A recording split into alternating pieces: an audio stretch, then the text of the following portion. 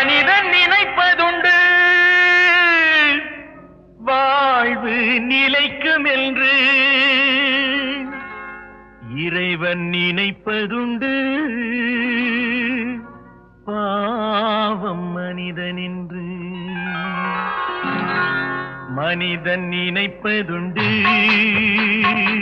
வாழ்வு நிலைக்கும் என்று, மனிதன் நினைப்பதுண்டு வாழ்வு நிலைக்கும் என்று, இறைவன் நினைப்பதுண்டு